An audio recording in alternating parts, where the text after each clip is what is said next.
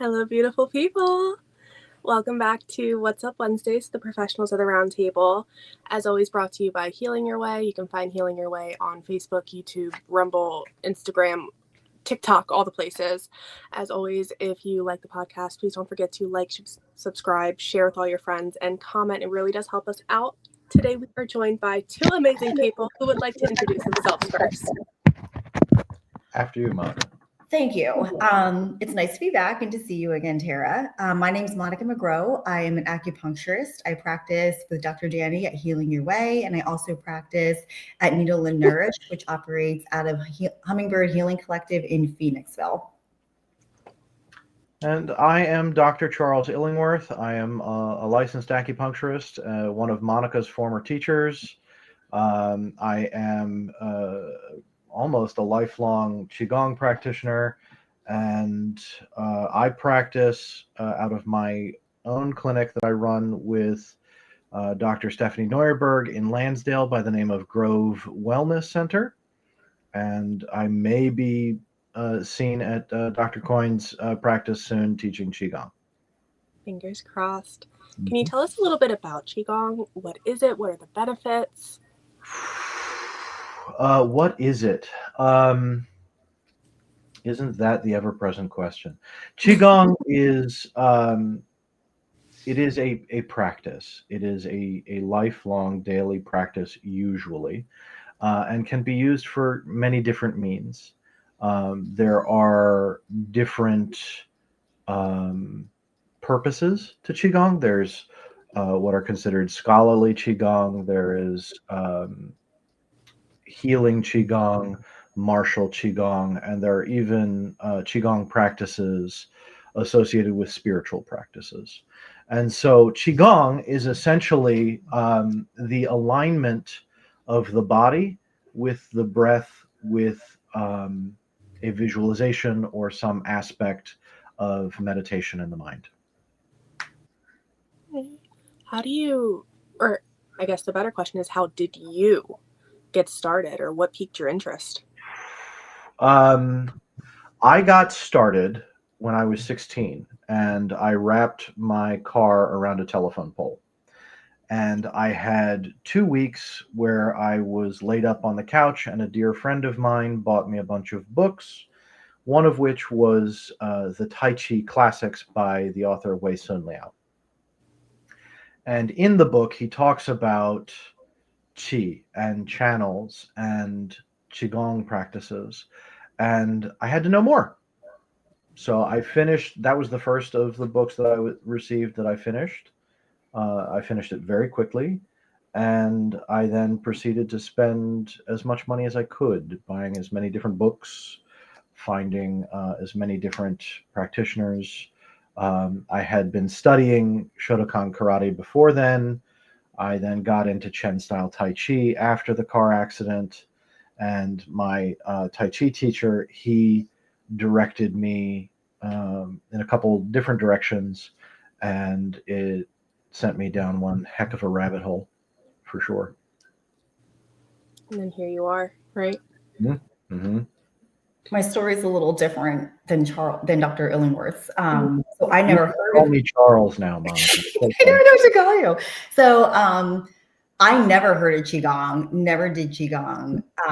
And when I started acupuncture school, it was part of our curriculum, because I think that, when you think of acupuncture school, you think of acupuncture. But one of the very first things that I actually learned in Charles's class is that acupuncture, traditional Chinese medicine, encompasses so much more than just acupuncture. It's acupuncture, it's herbs, it's Qigong, it's meditation, it's Tuina. It's this holistic, a whole, medicine with different parts to it.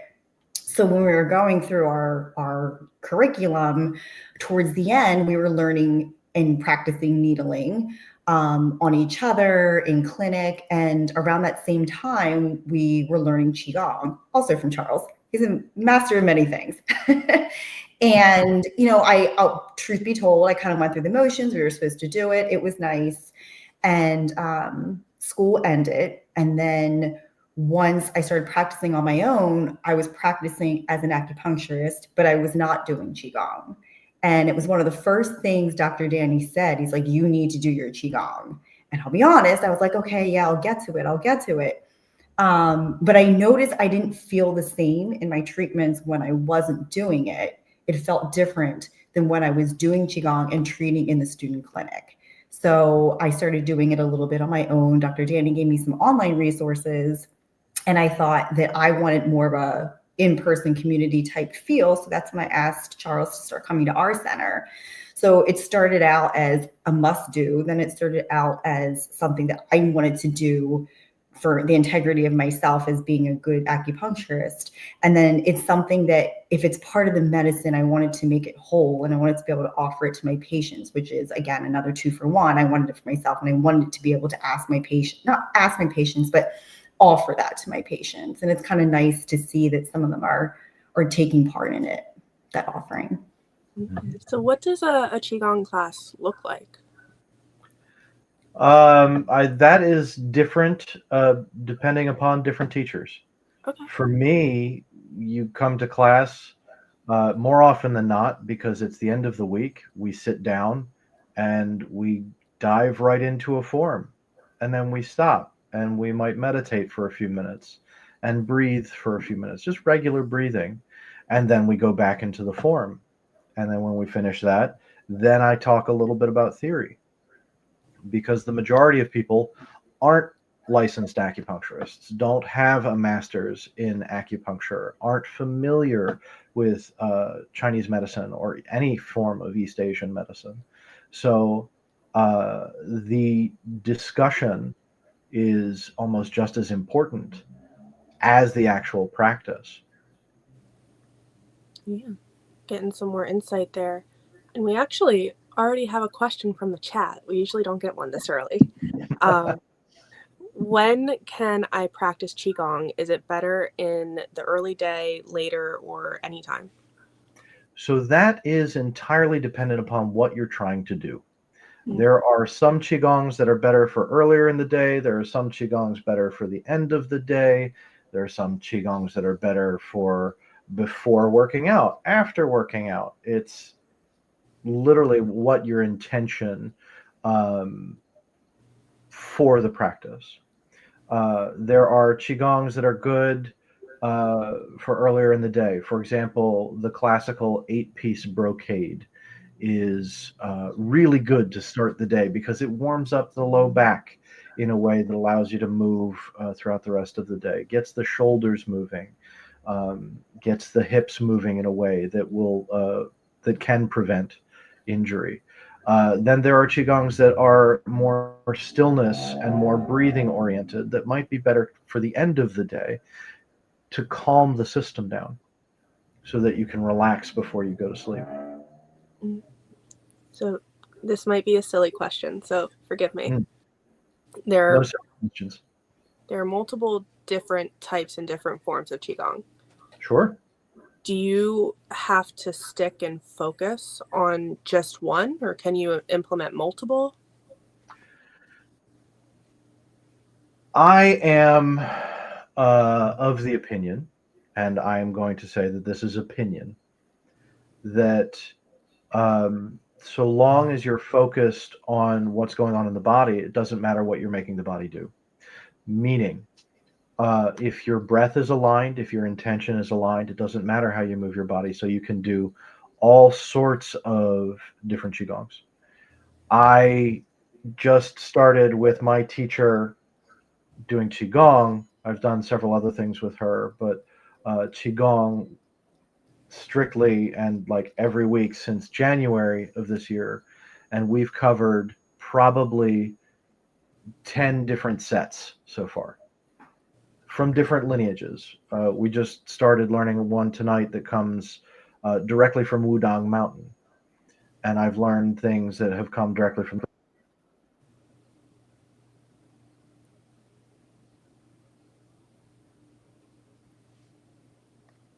I think I lost your audio. I lost it too. Here we go. How about that? Perfect. Okay. My phone is being funky. Okay. So, I have learned things from the Shaolin Temple, from the Wudong Temple, um, and I think that it is about your purpose, your intention, what you're trying to do. That being said, there are people that also believe that once you find a lineage, you keep that lineage and you do that for the rest of your life. Both have pros and cons. They do. Um, Honestly, the best thing to do is find out what works with an individual body. Find out what works for you and go Mhm. from there. Listening to the bot, and I feel like that's been a really big theme. I feel like in all of the podcasts that we've done so far is just being able to stop and listen to what your body's telling you. Clearly, since it keeps coming up, it's super important, and everybody should probably start doing that. Yeah. And somebody wants to know, why is Qigong the healing martial art? Why is Qigong the healing martial art? Can you still hear me? Yes. Okay. I switched to my computer microphone to make sure that there's not going to be an issue going forward. Why is Qigong the healing martial art? Because the practice of Qigong in and of itself is healing, no matter what your intention is for the art itself. So there are some Qigongs that are focused a lot on isotonic and isometric strength, and that's usually to develop speed and power um, for their kung fu practice, for their martial arts practice. But the Qigong itself is still very healing because ultimately, one of the core tenets of the practice is relaxation and stillness. And if you can fully relax the body, you allow for the tension to leave. And so when the tension is gone, the blood flows more smoothly and it can bring more oxygen to tissues. It can bring anti-inflammatory neurotransmitters to the tissues and can help overall with everything. So, in a nutshell, is that also why Qigong goes hand in hand with like the acupuncture?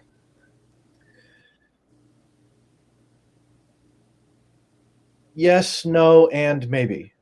Oh boy. um, Monica knows that that's one of my favorite responses to a question.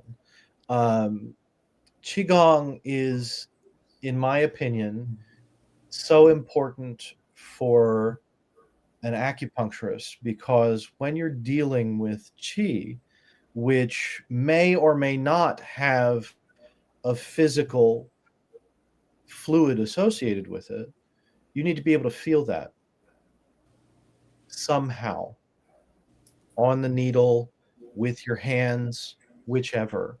And if you can't feel it in yourself, how are you going to feel it in someone else? Mm.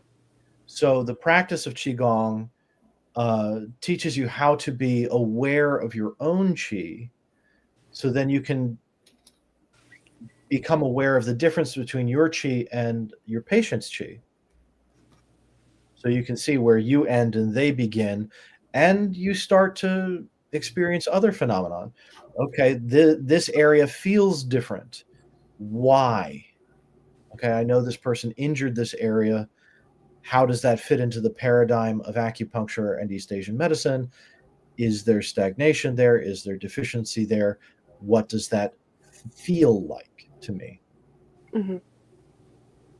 I just want to add on to what Charles was saying about how important it is for an acupuncturist, and then I'll kind of go into it as more of a patient. Just what he said about, anyone, not anyone, but any licensed acupuncturist can go needle someone. But I feel like Dr. Danny's practice is a perfect example of how people kind of flock to him. They might have seen other acupuncturists, but they're not getting the results. So that awareness and that being in tune with himself and his patients makes him a better practitioner. And it's not just something we're saying within our field. There are numbers that show, why patients, his patient volume just shows just how important that is in being a good and effective acupuncturist. And I'm kind of circling back around to some other things that Charles had mentioned.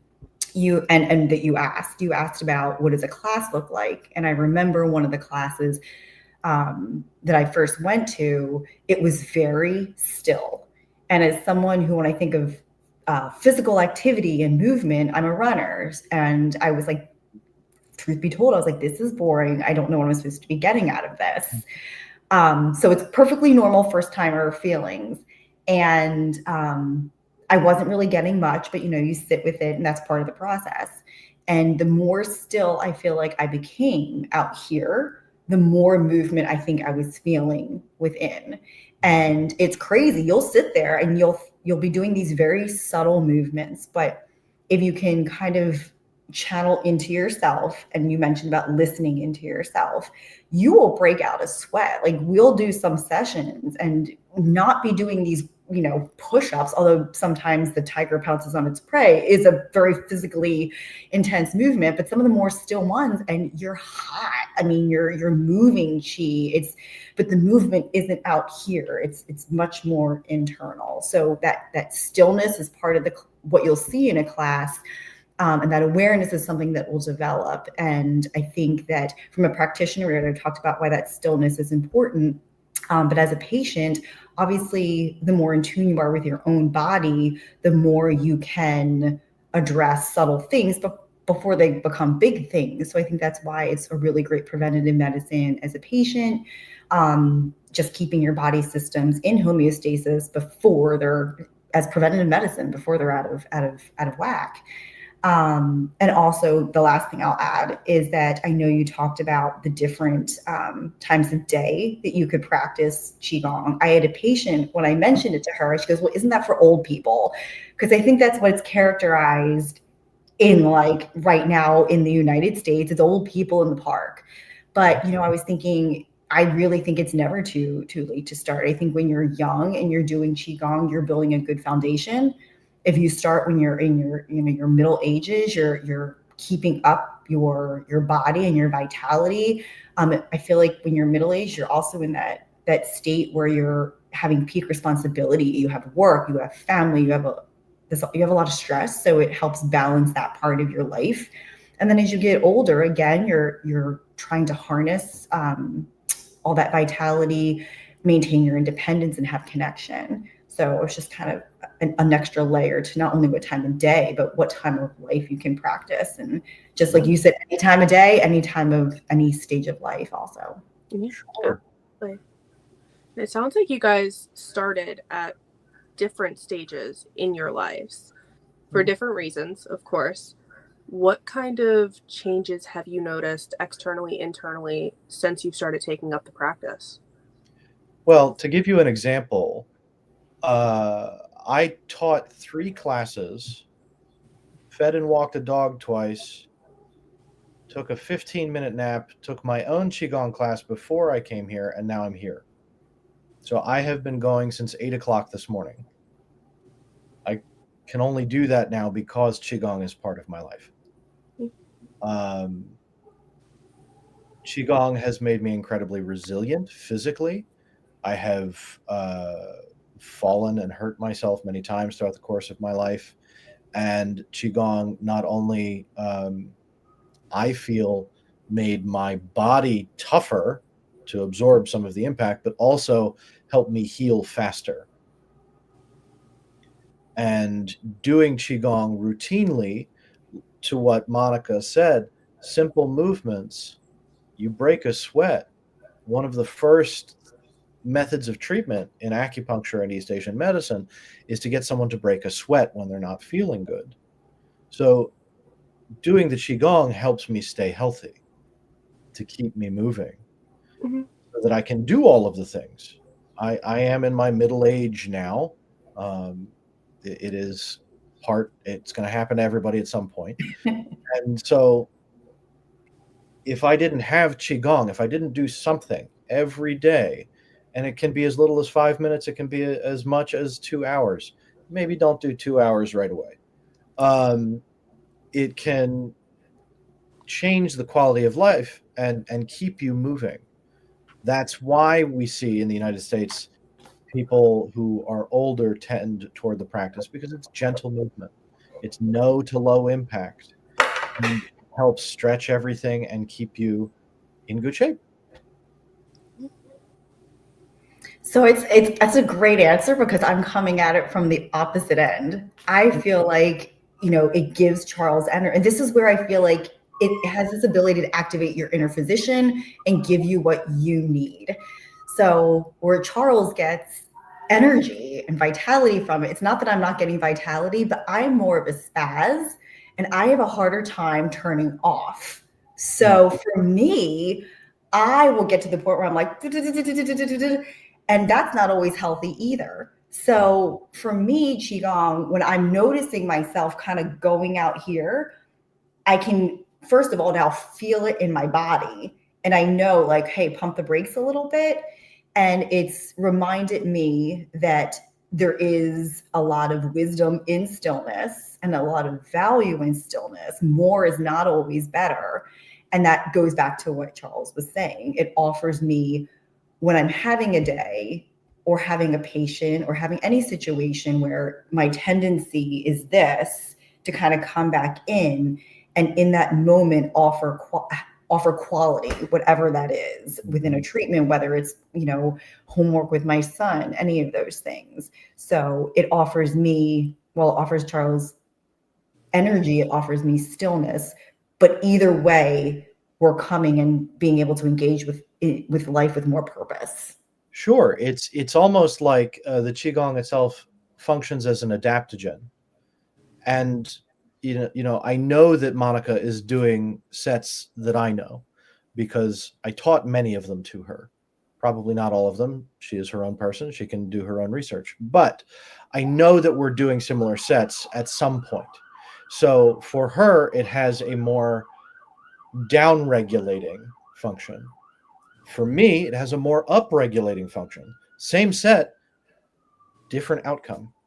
And that actually then ties back into your question about why is Qigong a healing martial art. It really gives the practitioner, not acupuncturist practitioner, but the person practicing Qigong, what they need. So.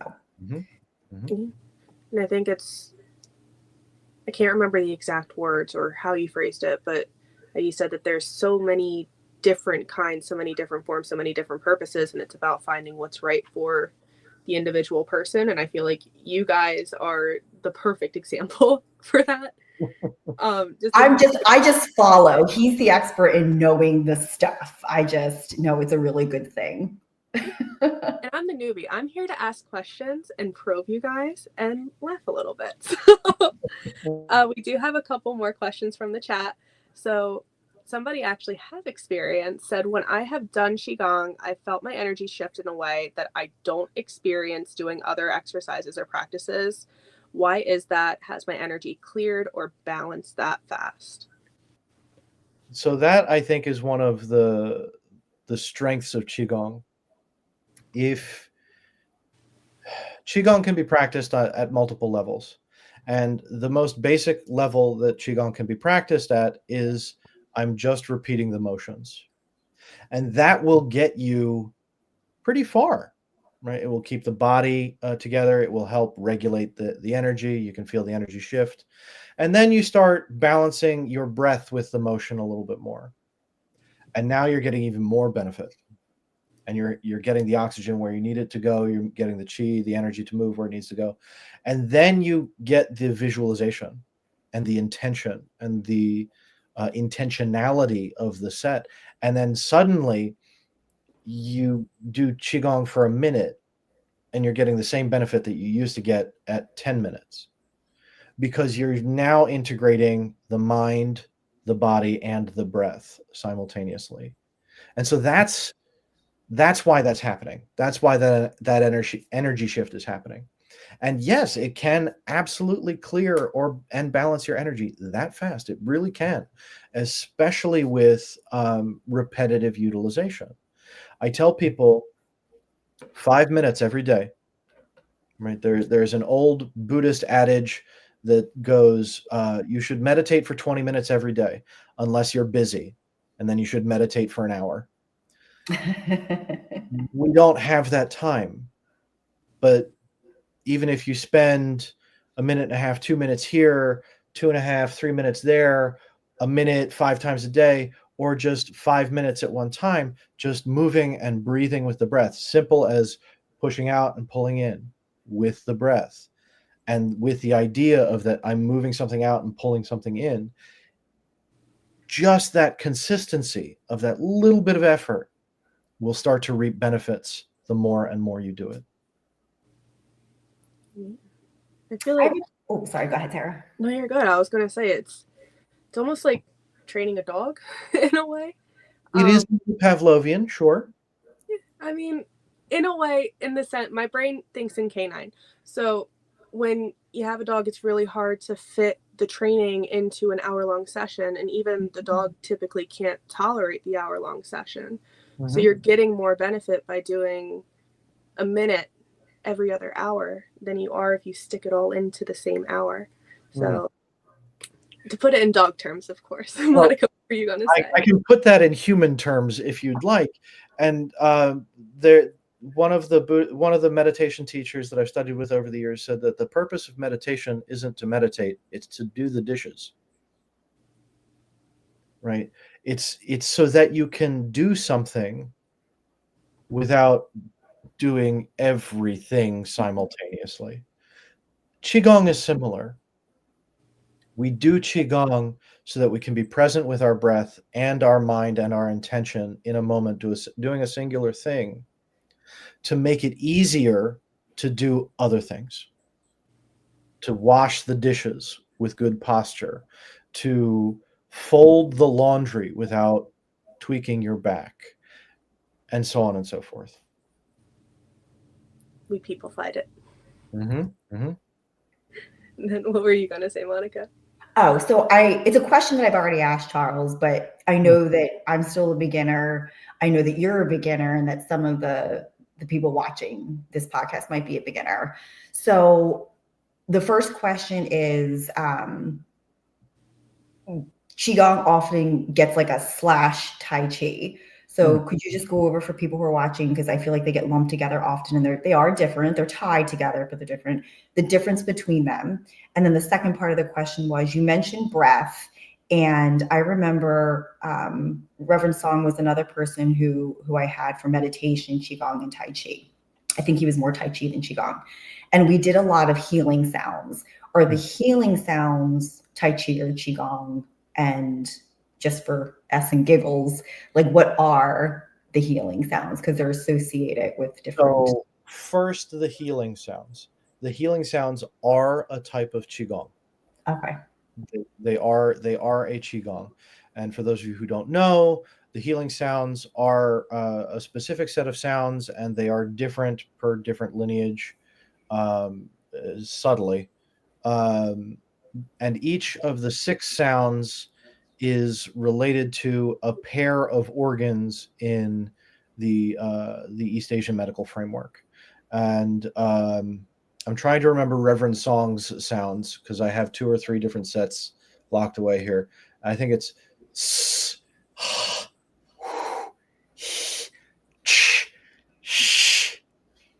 so s is the liver system. Ha is the heart. Hu is the stomach. He is the lung. Ch is the kidney. And sh would be pericardium / Sanjiao, if memory serves me. It's been a while since I've taken Reverend Song's course. And so each of those sounds would be used to help self-treat the different organ systems that might be out of balance in somebody.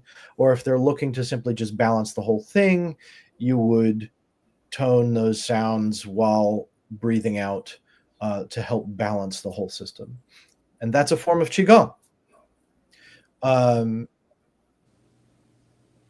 So then the first part of this question is, what's the difference between Tai Chi and Qigong? Yeah? Mm-hmm. Okay.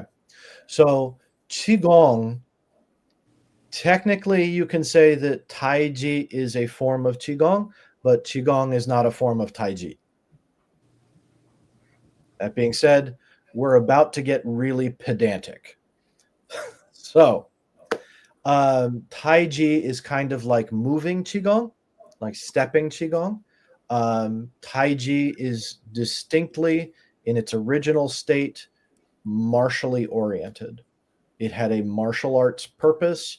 That's what it existed for. And that has changed over the past several centuries to be more of a healing art and to help people with balance and movement and all of that. Qigong is literally a form of moving meditation that involves your breath, moving the body, and intention. Those are the three things that are necessary for Qigong. Qigong doesn't step a lot until it does. It's really really strange. But the major difference is that Tai Chi in its original structure, completely martial. Qigong has a martial sect, has a healing sect, has a spiritual sect, and they all have their different purposes.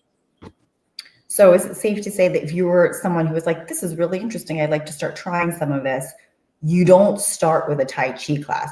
You kind of have to start with a Qigong and then kind of progress Tai Chi? You could, I wouldn't box that framework in that way, because there are Qigong practices that are typically involved with training Tai Chi. Like because of the way that any Tai Chi class that I used to teach or take is structured, the warm-up in the class usually involves Qigong and other warm-ups to get the body ready, to get the Qi mechanism ready to move the way it needs to move for Tai Chi. Got it. But you don't need to learn Qigong in order to do Tai Chi because you'll still get Qigong. Okay. Sneak it in there. Mm-hmm. Mm-hmm.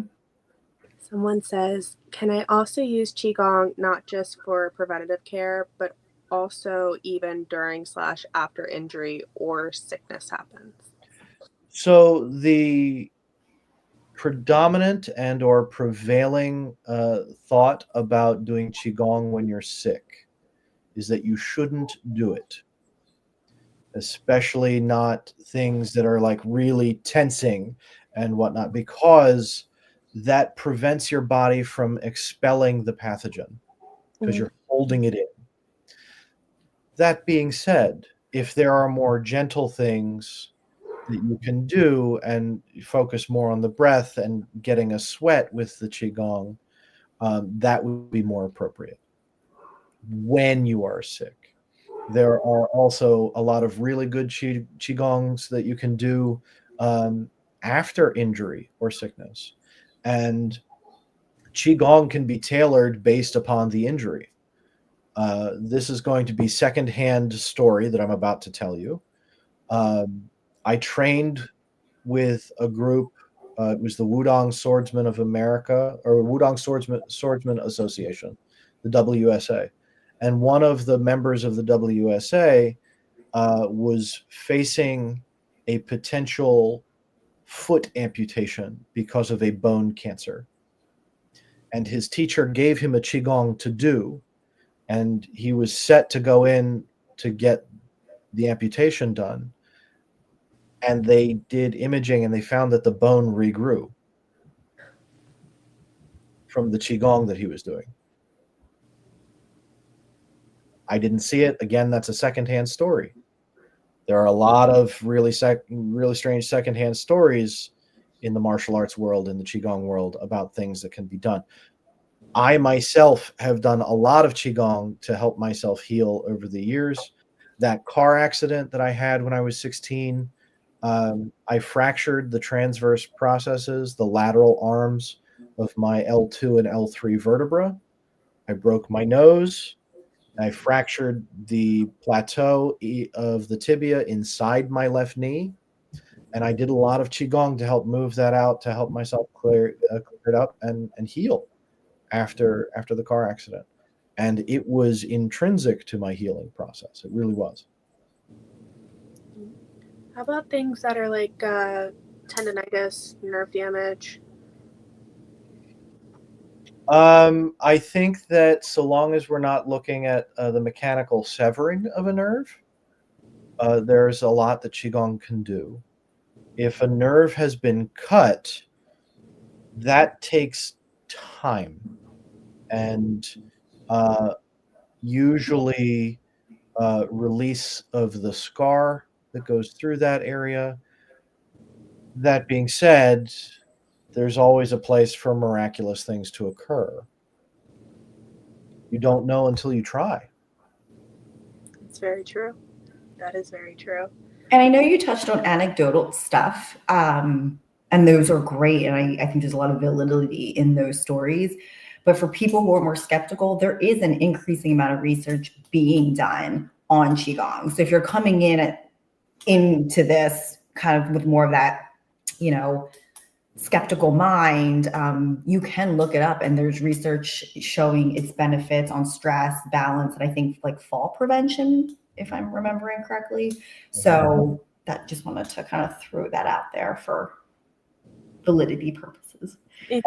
Acupuncture and its associated subjects are some of the most researched topics since 2006.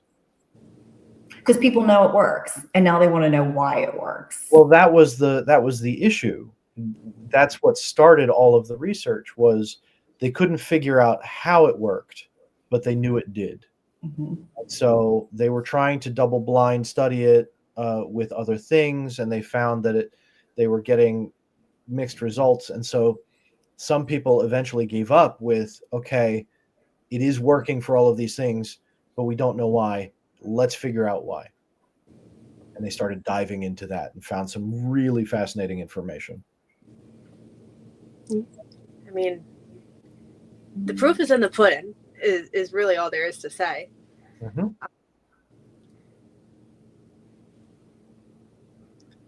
Really need to start putting on my glasses for these things. Do either of you do Qigong with young ones, and do you feel it can help with current issues they deal with, like ADHD, autism, and anxiety? I don't currently do Qigong with young ones. It's not something that I'm against. I think that any consistent practice for young ones like this would be beneficial. It can teach them structure, it can teach them how to process things with their own bodies and how to work with other people in an environment like that. Do I think that it can help them with current issues like ADHD, autism, and anxiety? I think it can, if you have the right teacher who is open to working with a classroom full of young people who are dealing with those issues. Because with things like ADHD and autism, that's a neurotype that is not the norm. And so they don't process things the same way that the norm processes. So you have to be more open to working with an autistic person who might not like the feeling of their clothes that day. And so being able to modify based on, okay, this child doesn't like it this way, this one doesn't like it that way, so I'm going to teach this child to maybe not do the movement as grand as perhaps maybe some of the others might. That one keeps running around and can't focus, so maybe I teach him something that moves a little more, and being able to work with information that way, for sure. It's a really good question, because I think that it is a group of people, young people, who could benefit from it, because I think children with ADHD or autism, it's not all about, but one of their main struggles in, I think, finding their place, or not finding their place, but being able to interact in, say, a typical school environment, is self-awareness and self-regulation. So I think that Qigong can help with that. But like Charles said, I think you have to go in with the mindset that you're going to have to make modifications, because there is quite a bit of stillness. So I think you brought up some really good adaptations. I think other things is providing a lot of sensory input So I'm thinking like if you were doing certain movements, having like weighted blankets, being able to do things on a yoga ball. So it's a great idea. It's definitely a need that I never thought of, and a good challenge to see how you could implement modifications to give them that self-regulation and self-awareness as a tool for them to then go back, as Cheryl said, it's about washing the dishes, to then be able to go back into their schools, their homes, their social groups with a little more awareness. Yeah. I'm wondering, is Qigong typically taught in like a group setting, or is there individualized sessions that could potentially be offered? Yes, is the short answer. My teacher is willing to do one-on-ones. I'm willing to do one-on-ones. I'm willing to do classroom settings. Because I think that it is a practice that can help anyone, so long as you are open to the personal experience of the individual that you're working with. Yeah, and that goes for anybody. I mean, tattoo artists have the right to choose and refuse and pick who they service. You have to match with who it is. I mean, we encouraged our patients to pick the right acupuncturist for them as well. It has to be mutual, 110%.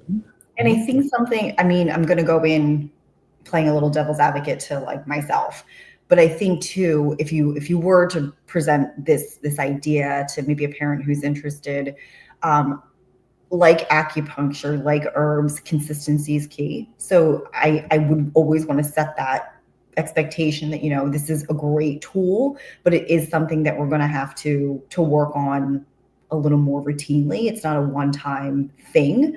But I do like, on that same note that Charles mentioned, that you don't have to sit there and do it for an hour. You can build these little windows throughout your day for it. So Qigong snacks, right? Yeah, I'm going to have a Qigong snack in the morning when I get up. I'm going to have one before I do lunch. I'm going to have one after dinner. Right? I'm going to do one before I go to bed. Right? It doesn't have to be, we have this image of you need to sit and do this for hours. The monks at some point couldn't even sit and do it for hours. That's why they were given different practices. That is, the historical colloquial tale is that the Buddha went to the temple, the Shaolin temple, and found that the monks couldn't sit and meditate because of their physical disposition. They weren't physically capable of sitting long enough to do the spiritual work they needed to do in the temple. So he went and meditated and came up with these ideas and gave them these forms, these practices, and said, you need to do these. And by doing those, the body became more healthy. They started to eat a little better. And now they're able to sit and do their meditation for hours because their body is physically capable of doing it. Built up the tolerance. Which one of you is a monk? How many monks do you know in your regular life? We don't need to operate like that. Right. We can do 5 minutes of Qigong here and there, so long as we do it at least once a day. And I think that that's perfectly attainable for any level. Yeah, I would agree there, actually. This one is from the chat, so if you don't like the question, you can't yell at me. Yoga versus Qigong. What is your opinion? Why Qigong? Everyone's on a yoga kick. From what you are saying, sounds like Qigong may be more impactful. Qigong is more impactful for me. Might not be for you, might not be for the member of the chat. It is for me. I think that Qigong works for a lot of people. I think that yoga works for a lot of people. What people forget is that yoga is an overarching umbrella that contains multiple practices, some of which look very similar to Qigong. They just call them pranayama. So there are the kriyas, the niyamas, the pranayamas, the actual asanas, which we would call yoga in the West. And I think that it's a phenomenal practice if you do it the way that works for you. Do I think that it is a whole practice as it's presented in the West? Not all the time. And so I think that just like with finding a Qigong teacher, it's important to find the right yoga teacher. I think I would say I don't, just the same way you're not going to choose acupuncture or a chiropractor or a physical therapist. There's a benefit to having all of those in your life. And I would say my answer to that question is I don't think you have to choose running or Qigong or yoga. I think, you find, similar to what Charles was saying, you find what works for you, and it doesn't have to be one or the other. You can definitely, I think, have a place in your life for either one that works best for you, or even both. And you might find the deeper you get into your Qigong studies that you might come across some Qigong that looks an awful lot like yoga. And vice versa. Once you get deep enough into yoga, it might look a lot like Qigong. Mm.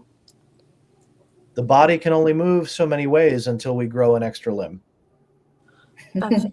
I'm still waiting on wings. I am still waiting on wings. Hey, all in due time. Who knows?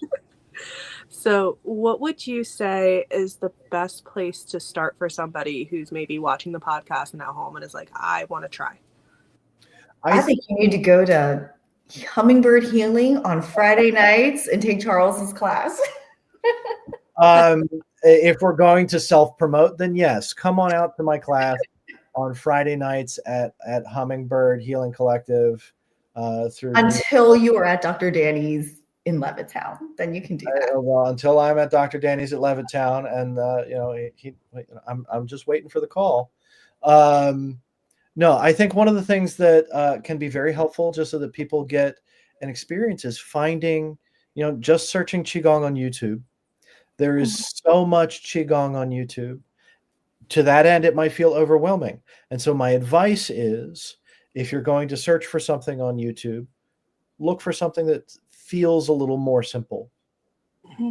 There's no need to dive into the most complicated Qigong exercises that you find right away, unless you're like me and you want to. To each their own. To each their own. But find something that's easy.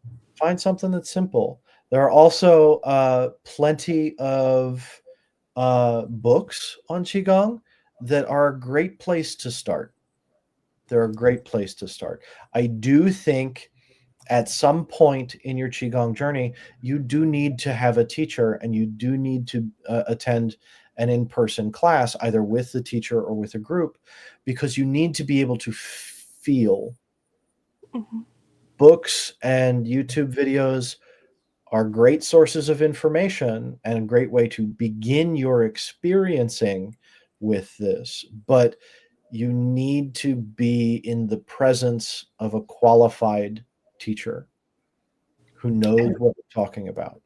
I'm so glad you ended with that, because I was going to be like, I got to play devil's advocate to this one, because I think there is such a difference in being online and being in person. And I think that's, I did try to continue online after I finished school, and it did not stick. So, I mean, if you do try that and it doesn't catch fancy when you're watching it on YouTube, don't give up, because I feel like go to that in-person class, because I think the teacher and the community, it's like, I don't want to say 50%, maybe that's an over-exaggeration, but it is a huge part of the experience.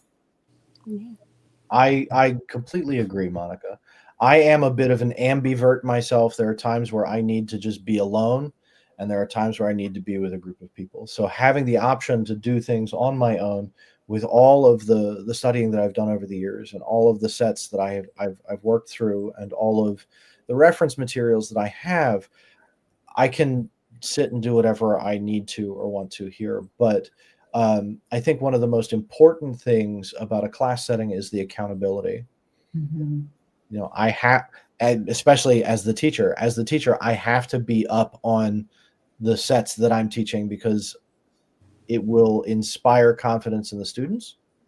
And if people come to my class and they're like, does this guy even know what he's talking about? He doesn't remember the form. it's different if it's like, okay, I'm trying to search through the multiple forms that I have going currently versus, oh, I'm just making this up kind of thing. But to have the accountability, both student to teacher and teacher to student in a class setting is very important, let alone the actual experience of feeling what's going on, right? So I'm trying to figure out how to phrase this that way it makes sense outside of my skull, but everybody goes into Qigong with a slightly different intention or a slightly different purpose. If we're all in the same class, are we just keeping that intention in the forefront of our mind and going through everything together, or is it more of a like a blanket and then you take it and you make it your own? So the way I run my class is we come in, we spend a moment, we breathe, we let go. Uh-huh. The intention that we generate, I talk about while we're practicing the form. Okay. With this one, we need to intentionally do this way and have the visualization of doing this way so that we can get the appropriate sensation in the body, which means we're directing the chi the way it needs to be directed. Mhm. And a lot of that is dependent upon what type of Qigong is being practiced at the time. And so the majority of the Qigong that I teach is healing oriented. So healing intention, whatever that means per person, is kept in the front of the mind and in the front of the heart while you're engaging in the practice, so that you can open up and send it where it needs to go so that you can engage with the most amount of healing for that session. Mhm. And by that, do you mean like physical versus emotional, mental wounds? Doesn't matter. Mhm. Healing, whatever you need that day. I think that's beautiful. I firmly believe that when you heal the self, you begin healing the world around you. So all change in the community starts here. So if I fix this, I can help fix that. Like that. We're going to have to get that put on t-shirts, and then we'll put a QR code on the back so that way they can scan it and sign up for one of your classes. Sure. I love And it. somebody does want to know if you do Qigong on social media, if there's any way to get in contact with you via social media. I have several Instagram accounts from over the years. My original acupuncture account, which is my last name, and then followed by ACU, so Illingworth Acu. I did a lot of Qigong on Instagram during the pandemic, and they're still up there. I haven't done much posted out on the internet, on social media for Qigong in a while. It's been most of a year since I've done that. Mm-hmm. So what is the best way to get in contact with you then? Call my clinic, reach out to my clinic, Grove Wellness Center, like Grove of Trees. We have a Facebook, we have an Instagram. Let me take a look here. It's been a while since I set those things up. While you're looking, just trying to squeeze in any other last resources people might want. We did talk about videos, and you're providing those as a starting point. We talked about where you can go in person. Now, what about like if you were just going to give one book reference? Like, what would your book reference be? Oh, you can't ask me that question. I just did. Oh man. I wish you had asked me that at the beginning of this. That would have given me time to think. Do I have any up on that shelf right now? You can just, how about this? Text me a picture and I'll send it to them to put on their social. Once we're done, I will go to my other bookshelf in the other room. This buys you time. Yeah. My Instagram is just my clinic Instagram is Grove Wellness Center. Just Grove Wellness Center, one word, and you can find me. You can find the clinic and all the information that we post there. Perfect. In fact, if you're a sports fan, we're going to be talking about acupressure for the Eagles games coming up and how to take care of yourself while the birds are giving everyone a heart attack. I think anybody in the area might need to keep an eye out for that one. Yes, definitely. Mm-hmm. Is it just like this? No, One we do a lot of different. We do a couple different things. Yeah. And then how about Try out and you'll shameless plug find it. for Monica? Say it again. Shameless plug for Monica. Socials, contact. Oh, ours is Needle and oh god, what crap? I don't know mine either. Needle. I'm guessing it's just Needle and Nourish on Instagram. But I'm going to forewarn you. I mean, ours does not have as much qigong on there because Charles is our resource for qigong. So if you want to skip the middleman, I would go to his for that. Well, although ours does have the qigong like dates and times. Yeah. If you're interested in doing. What we can do is I can put together a little video, a little qigong intro set, and then I can share that. I can share that with you on Instagram. We can tag Needle and Nourish for there. Perfect. We're all coming together. All right, guys. I think that's just about all the time that we have for today. I want to thank both of you so much for joining me today. I really do appreciate it. I would love to have you both on again sooner rather than later, of course. Sure. As always, thank you, beautiful people, for joining me for What's Up Wednesdays, the Professionals of the Roundtable, brought to you by Healing Your Way. Find us on YouTube, Instagram, TikTok, Rumble, all of the places, Facebook too.